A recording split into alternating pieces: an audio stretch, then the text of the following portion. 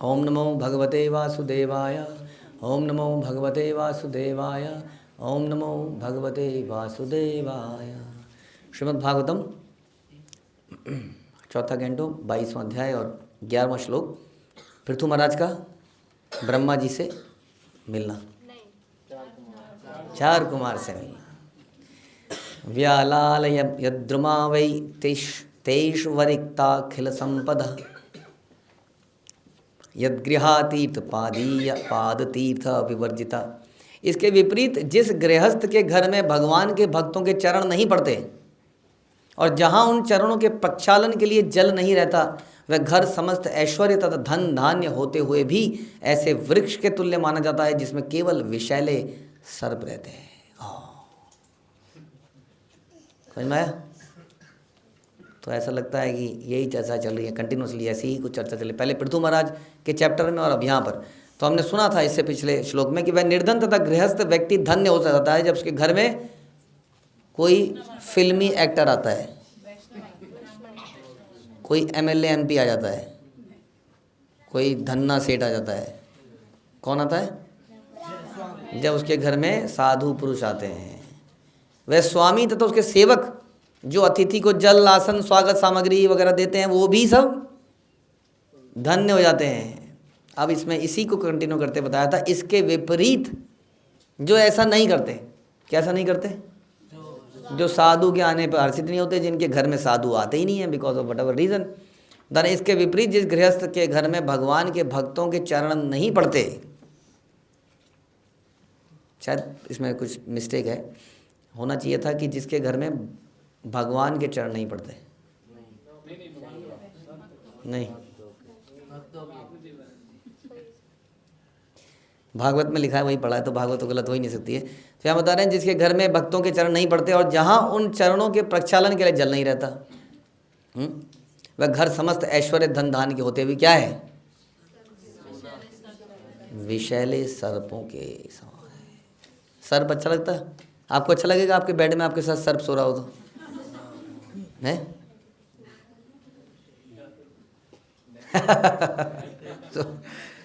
तो ऐसा ही घर कहीं हमारा, मेरा मतलब है कहीं ऐसा तो नहीं है हमारा घर ऐसे ही है? जरा चिंतन करना है इसके ऊपर हम सबको, कहीं हमारा घर ऐसे तो नहीं हो गया? सारी फैसिलिटीज़ हैं, एक से एक चीज़ है, सारी मशीन भी है और क्या क्या हो सकता है, OTG, microwave, fully, semi, air fryer, dish washer, AC, पंखे, कूलर है, AQI, अच्छा AQI वाली मशीन, एयर प्यूरीफायर, ऑटोमेटिक पोंछा मशीन, हाँ, RO, अच्छा बेड, अच्छे गद्दे, अलमारियाँ बहुत सारी, सब कुछ है। लेकिन क्या नहीं है? भक्तों का आगमन नहीं है। अगर प्रभु जी हम ही इतने हो जाते हैं घर के लोग, मैं हम और हमारे बच्चे आना जाना लगा रहता है, तो उसकी बात नहीं कर रहे हैं यहाँ पर। तो इसलिए बता रहे हैं कि जिस घर में ऐसा नहीं हो रहा है और उनका स्वागत के लिए व्यवस्था नहीं है और लोग आते नहीं हैं, तो सब कुछ होते हुए भी विषैले सर्पों के जैसे बिल में रहता है ना सर्प, उस तरीके से वो घर है। ये श्लोक में तीर्थ पादीय शब्द का अर्थ भगवान विष्णु के भक्त या वैष्णव हैं। जहाँ तक ब्राह्मणों की बात है, पिछले श्लोक में पहले ही बताया जा चुका है ब्राह्मण और वैष्णव में क्या अंतर है। सामान्यतः सन्यासी लोग गृहस्थों को सन्मार्ग दिखाने का कार्य करते हैं। कुछ सन्यासी एक दंडी होते हैं, कुछ त्रिदंडी होते हैं, हाँ, और ये जगह जगह लोग जाते भी हैं, घरों में भी जाते हैं। इसके बारे में चर्चा हम करेंगे किस प्रकार से दोनों प्रकार के अलग अलग त्रिदंडी और एक दंडी होते हैं। वैष्णव जिस किसी की भी स्थान में जाता है वह तीर्थ बन जाता है। तीर्थी कुर्वन्ति तीर्थानी, कि जहाँ वैष्णव जाते हैं वो जगह तीर्थ बन जाती है। वैष्णव सन्यासी अपने चरण कमलों के स्पर्श से प्रत्येक स्थान को तीर्थ बना देते हैं और विश्व भर का भ्रमण करते रहते हैं। जैसे श्रील प्रभुपाद ने पूरे संसार का भ्रमण किया और आज वो पूरा संसार तीर्थ बन चुका है। पता है आपको? कहीं पर न्यू वृंदावन, कहीं कौन कौन सी संसार की स्ट्रीट का नाम बदल चुके हैं, स्टेट के नाम बदल चुके हैं। न्यू जगन्नाथपुरी, न्यू मायापुर, इस प्रकार से तो सब जगह तीर्थ बना दिए प्रभुपाद ने। ओके, जहाँ बता रहे हैं कि कहा जाता है कि चंदन जैसे बहुमूल्य वृक्ष के चारों ओर विशाला सर्प रहता है। तो चंदन वृक्ष अत्यंत शीतल होता है और विशैला सर्प अपने विषैले दांत के कारण अत्यंत तप्त रहता है। हाँ, जिसके अंदर ईर्ष्या होती है वो क्या रहता है? तप्त, गर्मी, बहुत गर्मी लग रही है, बहुत गर्मी लग रही है, तप्त है। तो विषैला दांत, वो सर्प जो है तप्त है, तो उसको काम चंदन के पास उसको ठंडक मिलती है। अतः शीतल बनने के उद्देश्य से तो चंदन की शरण लेता है।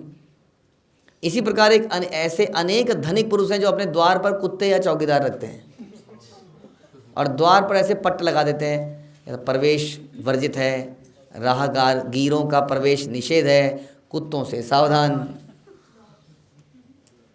पाश्चात्य देशों में तो कभी कभी अनधिकार प्रवेश करने वाले को गोली मार दी जाती है।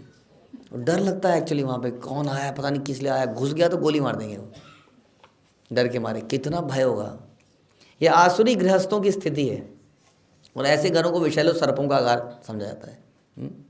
घर पे आ गए तो कई बार ऐसे लोग घर में आने से, किसी के घर में आने से बड़े बेचैन हो जाते हैं, बड़े परेशान हो जाते हैं। घर में आ गया, अब खाने को भी मांगेगा, खाने को भी दिया था, अब बनाया था, आदमी बड़ा सोच समझ के बनाता है। आजकल पनीर महंगा हो ही गया है, पनीर के टुकड़े गिन गिन के उसने बनाए थे, 2 मेरे बच्चे के लिए, 3 मेरी माता वो वाइफ के लिए और इसके लिए, और पकोड़े बनाए थे कुछ कुछ।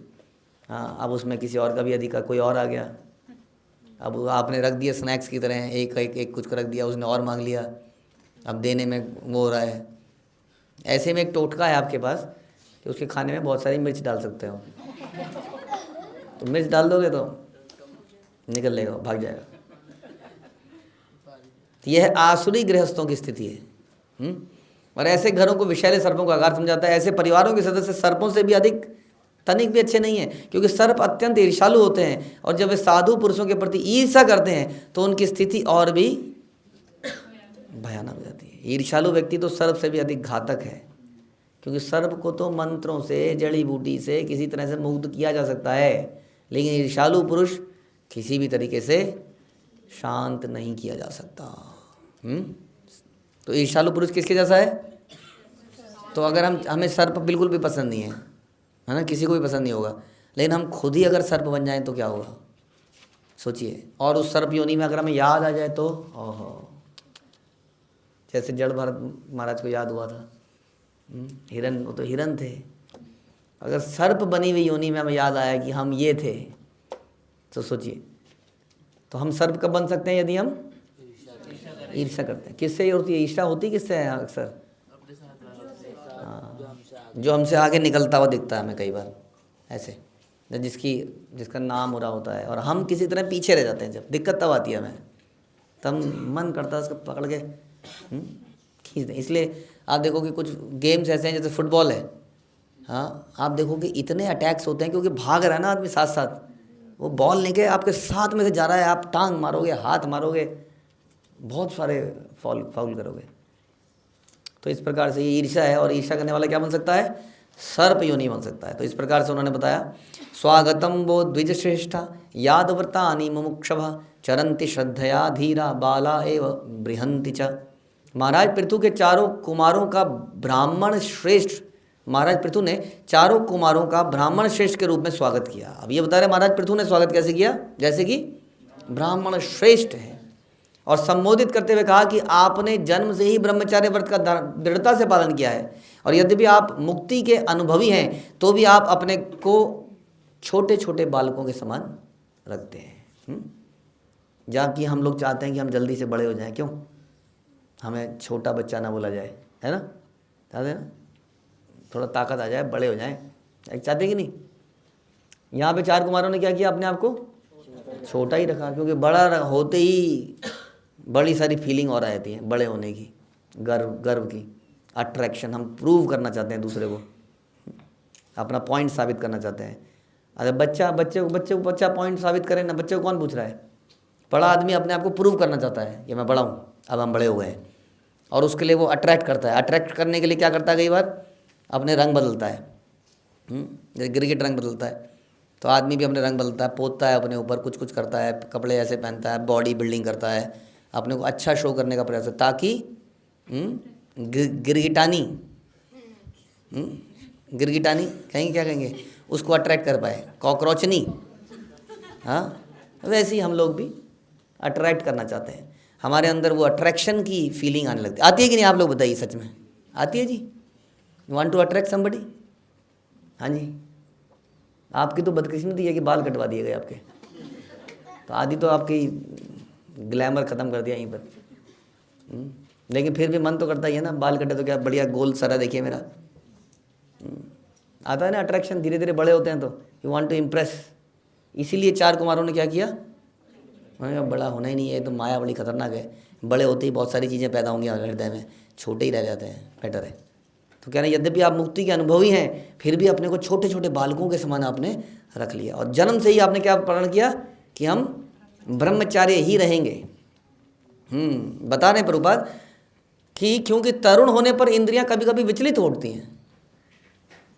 समझ में आ रही बात आपके तो आ रही होगी, अब बाकी तो आप उसके ऊपर से उतर गए हैं नीचे, लेकिन आप लोगों को ज़्यादा समझ में आएगा, हमारे यंगस्टर्स को, कि थोड़ा थोड़ा अंदर कुछ होता है कि नहीं, कुछ कुछ होता है। सच बात है। तो तरुण होने पर इंद्रियां कभी कभी विचलित उठती हैं और ब्रह्मचर्य धारण कर पाना बड़ा कठिन हो जाता है। अतः कुमार जानबूझकर बालक बने रहे, क्योंकि बाल्यकाल में इंद्रियां कभी भी वासना से विचलित, यही हम कह रहे थे। आप लोगों ने इधर उधर से कुछ सुन लिया है, कई बार उसके चक्कर में कुछ कुछ बोल देते हो, गड़बड़ कर देते हो, हम यही चर्चा कर रहे थे पीछे, लेकिन एक्चुअली में वो दिमाग में वो वाली सेंस नहीं आई अभी तक। कुमारों के जीवन का यही महत्व था, और इसलिए महाराज पृथु ने उन्हें ब्राह्मण श्रेष्ठ कहकर संबोधित किया, जबकि छोटे से बालक थे।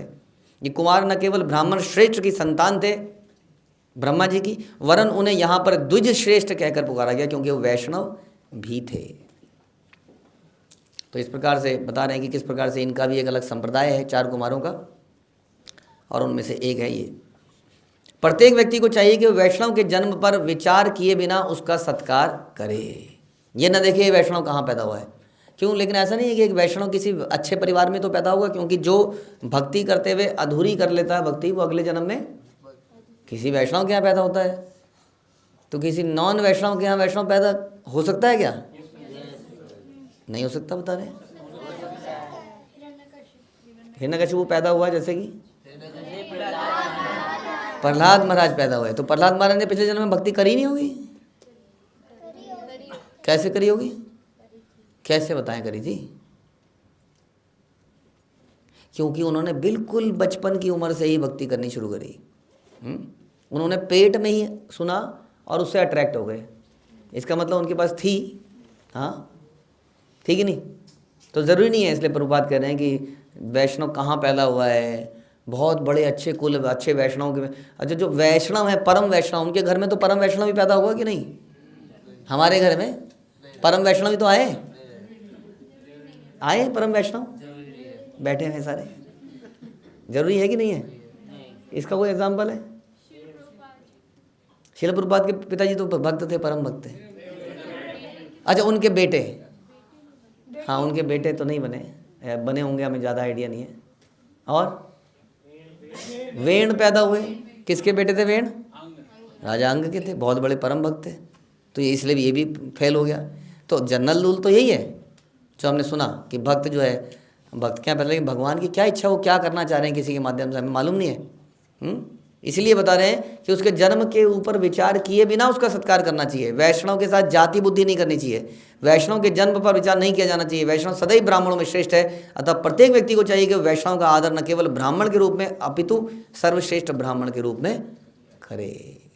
ये ना देखिए वो कहाँ पैदा हुआ है वास्तव में। तो वैष्णव के बारे में एक कंटिन्यूस डिस्कशन चला आ रहा है और अभी भी जारी है, क्योंकि यही हमारे वैदिक ग्रंथों का सार है वास्तव में। कैसे हम इस बात को समझें कि वैष्णवों के प्रति कैसे हमारी डीलिंग होनी चाहिए, लेकिन बिकॉज ऑफ दैट सर्प मेंटेलिटी हम कई बार गड़बड़ कर देते हैं।